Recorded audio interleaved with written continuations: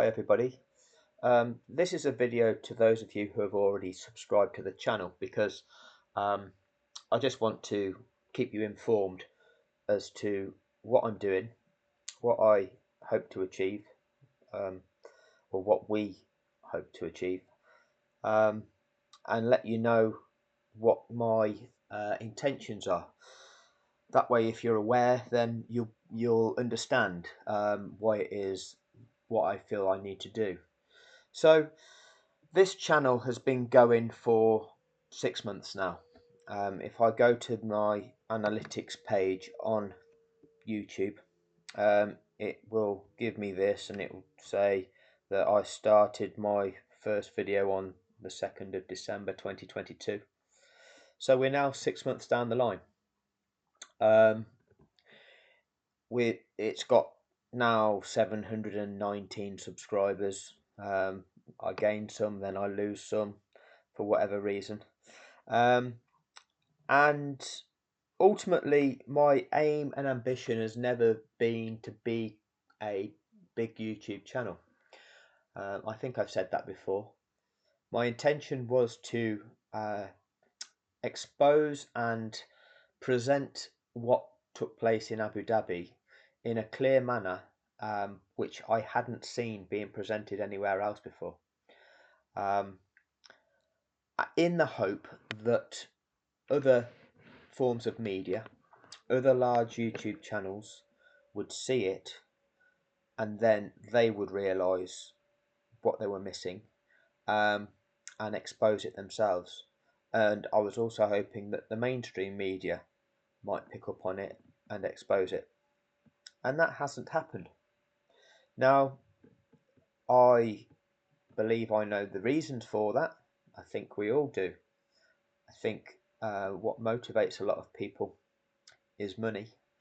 And I think that they fear a loss of income by exposing the sport for the corruption that took place.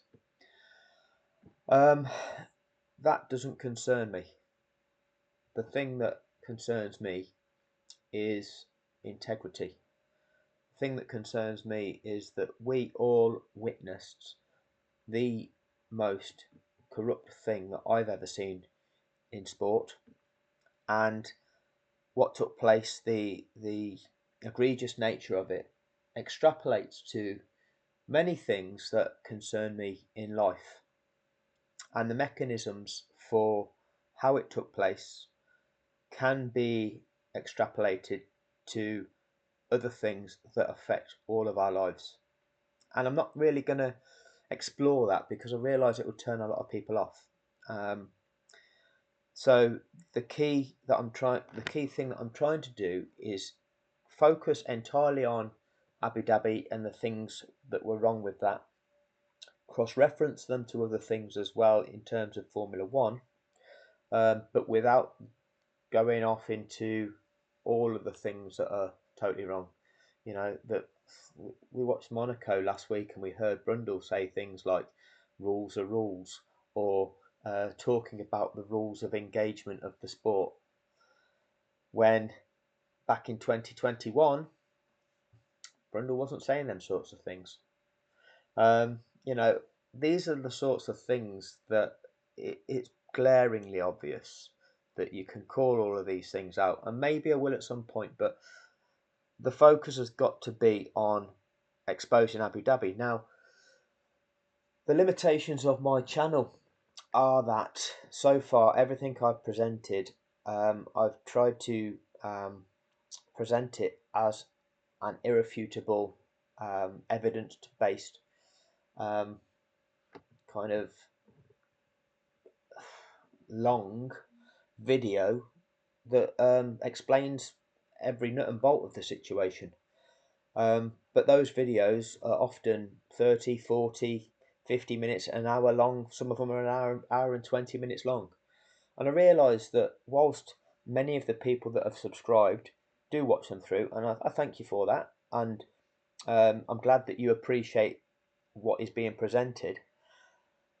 The reality of it is that there are many people that just do not invest that amount of time in watching YouTube videos.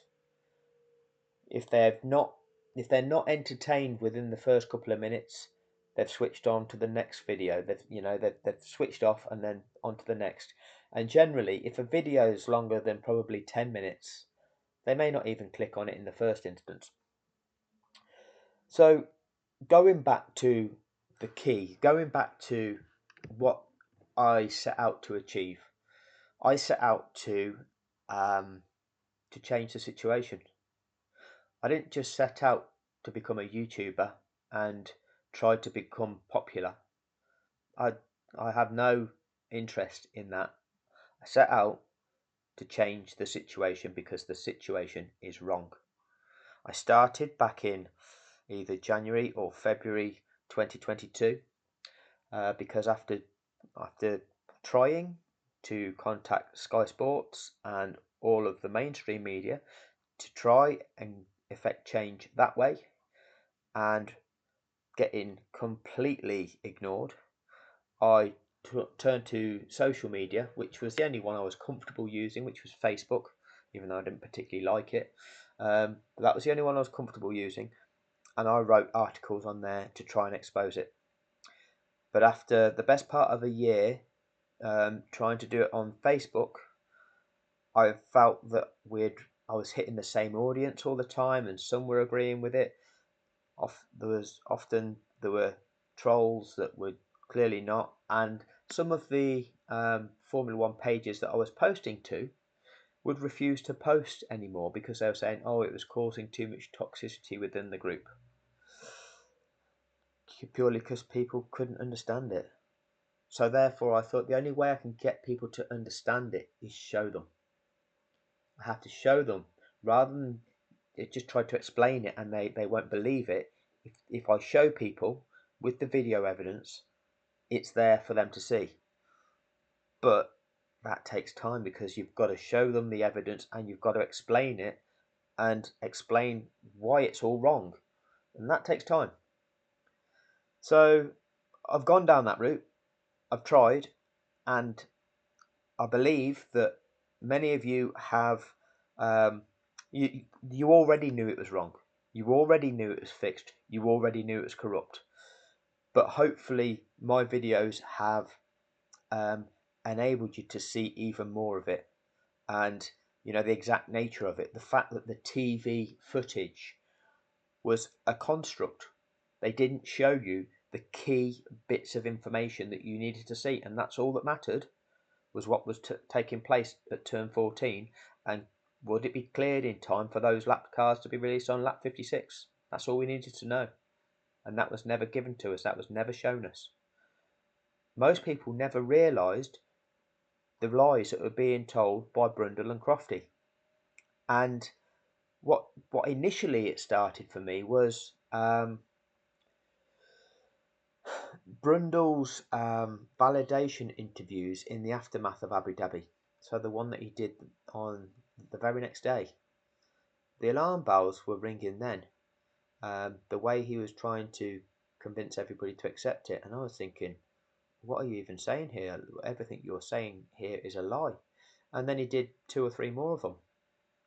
And that made me then just delve deeper and deeper and deeper. And it made me then review the footage. And then I was hearing all of the things that they were saying, and none of them were valid. And it was then when I realised that actually before Massey made this human error, it was all being built up to that point by Brundle and Crofty, lying to viewers about what was possible when none of that was possible at all. And I've shown that in my videos, and I've evidenced why. And that's another key thing. Why have Sky Sports never shown this? And we know the answer. So ultimately, how do we make a difference? And how we make a difference, because that's what I set out to achieve, okay? How we make a difference is by getting as many people to understand it as possible. And with the nature of my current videos that are there, that is not going to achieve what needs to be achieved. Number one, people will not watch them through, so therefore they will not watch them for long enough to understand the key information. Number two, the presentation style probably isn't appealing to many. And number three, due to both of them factors, the audience that they're actually being exposed to is just tiny with comparison with what it needs to be. So I need to be effective. I need to evolve. I need to be better in order to accomplish what I set out to achieve. And that what I set out to achieve was to change the situation. I hoped others could have utilised their skills and their platform to do it. But so far, the only YouTuber that has come on board with all this is FF1. And I am extremely respectful and appreciative to what FF1 is doing. And he will continue to raise the issue of Abu Dhabi in his way, and that will appeal to the audience he's attracted. But we are both small channels. FF1 still only has 855 subscribers. I'm at 719 subscribers. So whilst the videos get seen by more than that, it's still a tiny number of people that are seeing the videos that we're doing about Abu Dhabi. And that needs to change, because when it changes, when the videos reach a much larger audience, it's then that we have a chance of this thing becoming more of a public inquiry again. At the moment, it is just so low down that it's not bothering the sport. Okay, it is such a tiny proportion of people know and understand the truth about it that the sport isn't overly concerned at this stage. But if we start producing videos that are seen by 100,000 people, 500,000 people, 1,000,000 people, 5,000,000 people, that is the point in time where we're going to start seeing a difference. So I'm aware that it's unlikely people will come to my channel and view my back catalogue of videos that I've produced in the last 6 months. I need to start producing videos which are less than 10 minutes long, a lot punchier to get to the point a lot quicker, and are going to give out that key information in short form rather than with all the evidence, which takes all the time. So what I am saying to everybody is I hope you understand what my plan is, which is to produce short videos which are going to contain the information which many of you have already seen on my previous videos. And the intention is that those videos will be watched all the way through by a lot more people, with the intention of ultimately getting us to where we need to be on this, which is exposing it and bringing the perpetrators of this fraud to justice. Okay? Mass exposure of the facts, of the actual true nature of the corruption, I believe is more likely to result in a public inquiry and in exposing the sport to millions, so that there is no hiding place for this sport anymore. Because the sport is corrupt. You know, we saw there were plenty of people at the end of 2021 and in that few months after that were voicing their opinions that, oh, Lewis has moved on, we should all move on too. You're fooling yourself if you believe that, because 2022 was corrupt. We saw incidents in 2022 where we found out that Red Bull breached the cost cap, which was for the 2021 season. So they not only did Max have the last race fixed for him, Red Bull breached the budget cap that season, and there was no effective penalty. Just a little slap on the wrist in effect, a fine of a little bit of money relatively for them. The fine was nothing, and this notion of wind tunnel testing time. Well, you saw that how far ahead they already were in 2022, and you've seen now what's happening in 2023. So you can see the real impact that that's had on them, and it's nothing. Okay, they've been allowed to get away with it, and they're still continuing. They overspent, which means that the budget going into the development of their latest cars was that gave them an advantage. Back in 2022, we were told about this notion of a flexing plank, a plank designed to flex, and we were told there were slider pucks on the underside of the car that were designed to kind of be pushed up into recesses on the underbody. Now, if that's true, it's illegal because you're not allowed to have movable parts on the bodywork on the car. The only things on the bodywork of a car that are allowed to move are the wing mirrors and the DRS flap. So anything else designed to move is illegal. But us as fans get told, oh, loophole, oh, great area, don't worry, you won't understand, never mind. Carry on winning with that car, Red Bull, but in four races time, we're going to have to make you change that. This is what is happening. And then we come to 2023, and we've got one car that is 2 seconds a lap faster than every car on the grid. Now, in all my years of watching Formula One, we have seen dominant teams. Back in the late 80s, the McLarens were extremely dominant. When it was they looked like packs of Marlboro cigarettes, the red and white, when it was Senna and Prost driving them. And then in the early 90s, it was Williams. They had things like active suspension. You know, they were clearly the dominant car. We had a couple of seasons where Benetton were extremely quick when Schumacher was there. Then we went through the Ferrari dominated period, again when Schumacher went there. Red Bull dominated for a period of 4 years for Vettel's 4 titles, and then we've had this period of Mercedes domination.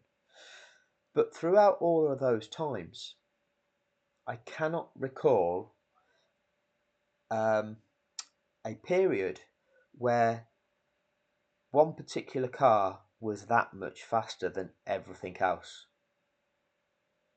Yes, we've seen dominant teams, but the dominance to this level is far greater than anything I've seen before. Now, you know, that's in my limited knowledge. There might be people that are able to come up with examples that could prove me wrong on that. Okay, I'm not the expert on that. But all I'm saying is from my memory, from what I can recollect, I cannot recall one team, and particularly one car, being that much more dominant than every other car on the grid. And that raises the alarm bells for me. That really does. But we're not going to get to find out what the truth is on that, because that will never be revealed. There is an agenda within the sport, and I can make this comment and people will rubbish it. People will say, oh, that's not true. But I strongly feel that there's an agenda within this sport to champion a particular driver and make out that this particular driver is the best thing we've ever seen. And if he then goes on to break all records that have been set in the sport, it very much seems to me that the sport will be very happy. And there's a lot of reasons for that. Now, I don't like that because I don't think it's authentic. and actually the person that they are trying to make out is the best thing we've ever seen, lacks many of the things that a true great has in their armory. And the person who is a true great is being undermined. The commentators of the sport, they're almost undermining and not trivializing, but downplaying some of the achievements of the past. And that very much feels to me that this sport has got an agenda. And I don't like it. And unless we do something, that will happen. That will happen. It's as though they are writing the history as we speak. And they are scripting history as we watch it. They enable this because that is what they want. And I know that sounds far-fetched. I know I'm listening to myself as I say these things. But those of you that have watched the sport for a long time will probably agree with me that what we're seeing at the moment is not right. And the sport is enabling it. So you have to draw conclusions. In my mind, there is a guy that is out on his own as an 8-time world champion. One of those world championships has been robbed from him.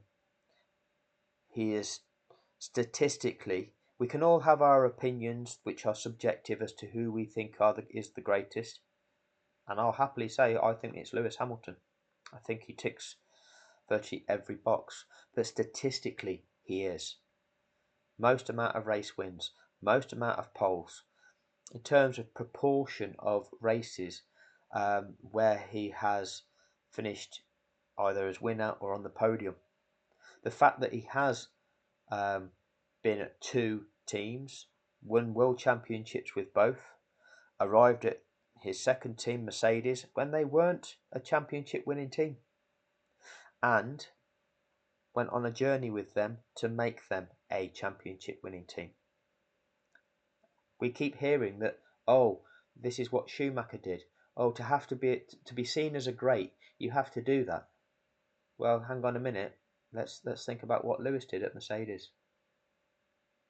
But, people want to ignore that, don't they? They want to pretend that never happened. His statistics speak for themselves, but you analyse his driving style, you analyse his skill, you analyse the level of professionalism, how meticulous he is about everything. You analyse also his fairness. Now, in this sport, people make mistakes. And I'm not saying that he's perfect. He's not. And in this sport, when you come into the sport as a young driver, you're probably more prone to making mistakes. As young males tend to be, they think they're invincible. They think that, they can just go bullet a gate at everything and it'll work for them. You find out your own limitations, and you find out what happens when things go wrong and you get things wrong. But hopefully those with intelligence learn from that and evolve their driving as a result of that. And again, with age, with experience, comes the refinement of your craft. And I believe that what we see in Lewis Hamilton is somebody who is that, who has got the raw skill, raw talent, raw speed, began in the sport as a brilliant driver, but throughout his time in the sport has honed that even more, to the point where the guy is peerless as far as I'm concerned as a driver. He's excellent. And to watch a sport where the greatest, or certainly one of the greatest ever competitors in that sport is being almost consigned to history and talked about in ways which don't reflect his true brilliance is something I find concerning. I find it extremely concerning, especially when we're getting comparisons made of other drivers that have not accomplished a fraction of what Lewis Hamilton's accomplished. And what they have accomplished isn't authentic either. And it's being presented to us that their level exceeds the level of Lewis Hamilton, or it eventually will, or it will do at some point if things carry on in this trajectory. But that trajectory is being enabled by the sport. That concerns me. So I'm thinking at this stage, this has already gone on far longer than I anticipated. I will go back and I'll do a short version of this because, again, for those that haven't got this far, I want to give everybody the key points of what my intentions are for my future videos. For those of you that do listen to my videos all the way through, I do thank you for listening. I thank you for your support.